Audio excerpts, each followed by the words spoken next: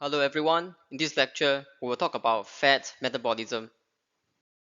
So far we have looked at everything about glucose metabolism, and that includes glycolysis and gluconeogenesis and glycogenolysis.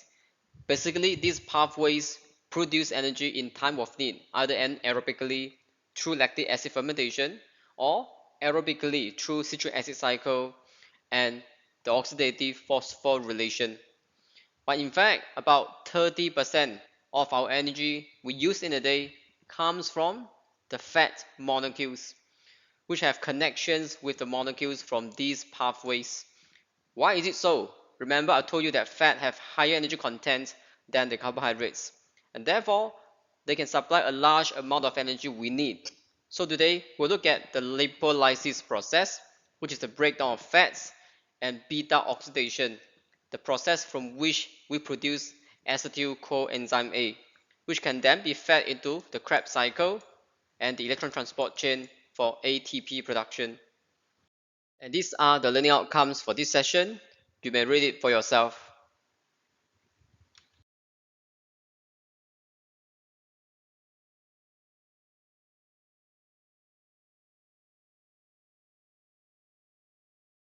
So in the first part, we'll look at the general functions of fats.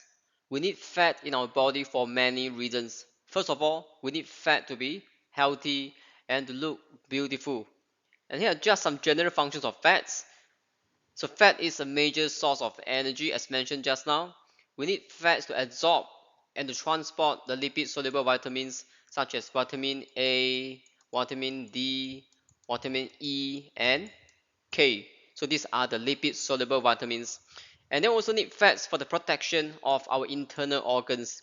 And don't forget that fat is the largest constituent of our plasma membrane, forming the phospholipid bilayer membrane. And we also need fats in the myelin sheath for healthy nerves. We need fats to produce certain hormones such as estrogen and testosterone. And if you're not aware, the fattest organ in our body is actually our brain, which is about 60% of fats. So it's not wrong to call somebody a fat head because that is true. And of course, fat provides flavors. So without fats, foods will not be tasty. But of all function, we're going to focus on fats as the source of energy in this session today.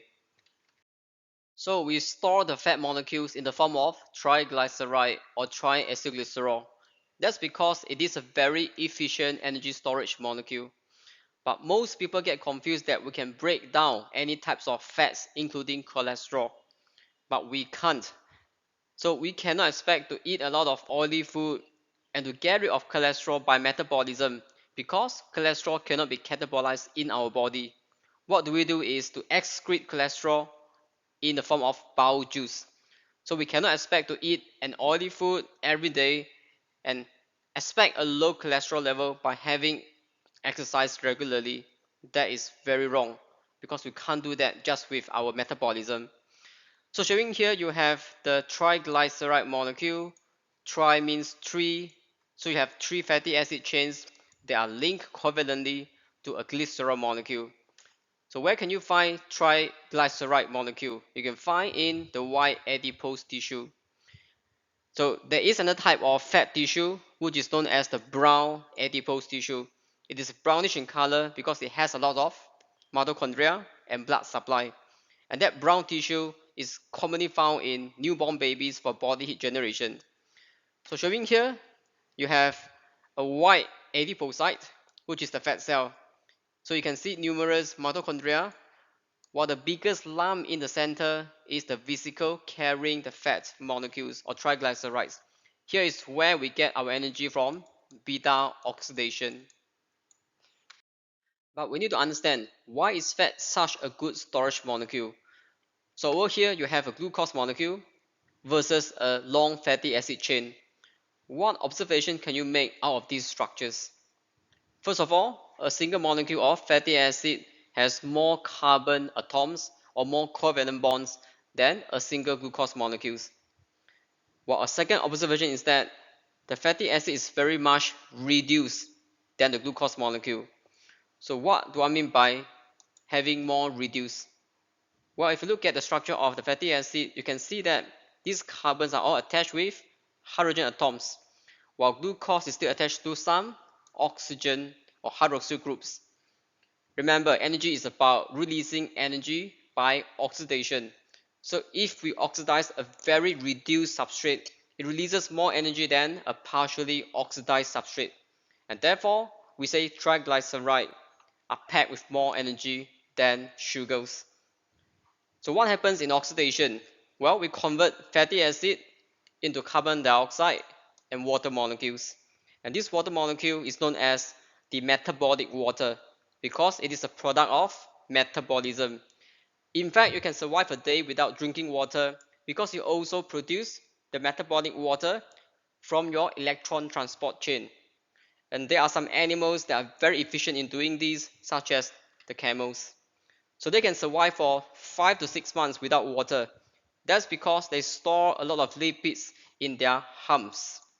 So by breaking down the lipids in the humps, provide them not just ATP but also water molecules at the same time.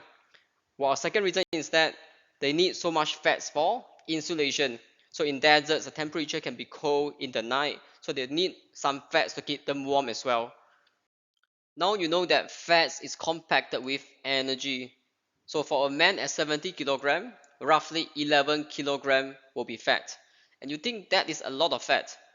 But if you are trying to achieve the same level of energy storage by using glycogen replacing fat molecule, you'll see that for every gram of glycogen, because they are hydrophilic, they will bind 2 grams of water.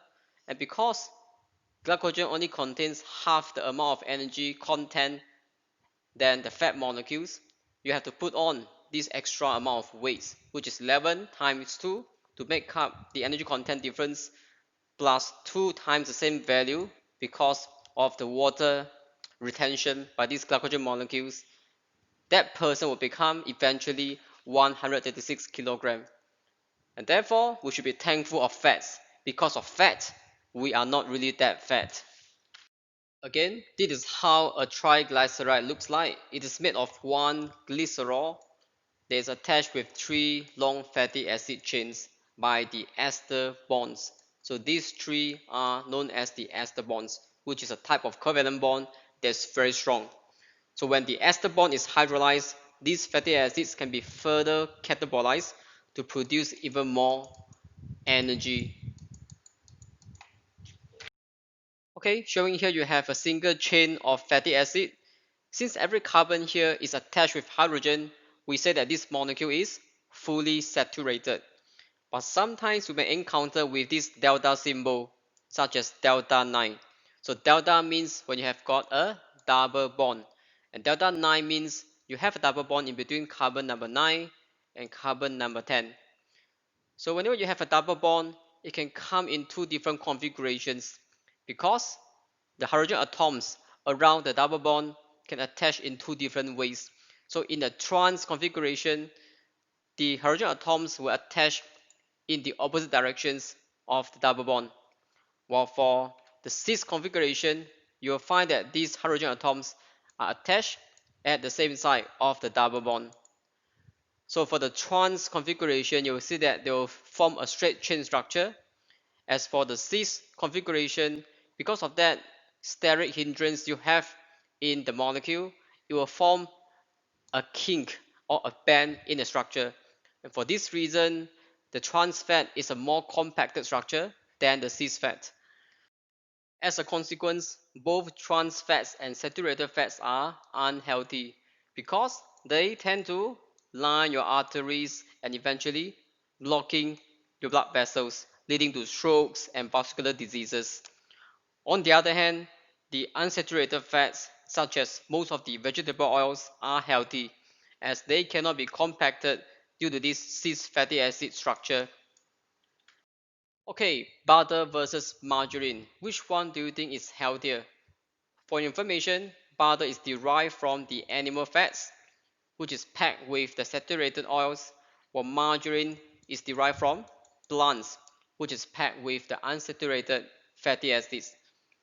Logically, margarine is healthier because you have the unsaturated fatty acids that tend not to get clogged in our blood capillaries. But in reality, butter is a better choice. Why is it so? Now we know that to produce a spread, we need these oils in the solid form. So all animal fats are already coming in the solid form, while for the vegetable oils, they are in its liquid form. And therefore, to convert the liquid margarine into the solid margarine, we have to artificially hydrogenate the oils. And therefore, all the unsaturated fatty acid from the plant oils will then be hydrogenated to become the fully saturated fatty acids. So in short, both butter and margarine are saturated oils. But this one is natural, but with margarine, it is artificial. And not only this, in the process of hydrogenation, you have the production of trans fat, and that's even more unhealthy than the animal oils. So butter is always a better choice over margarine for this reason.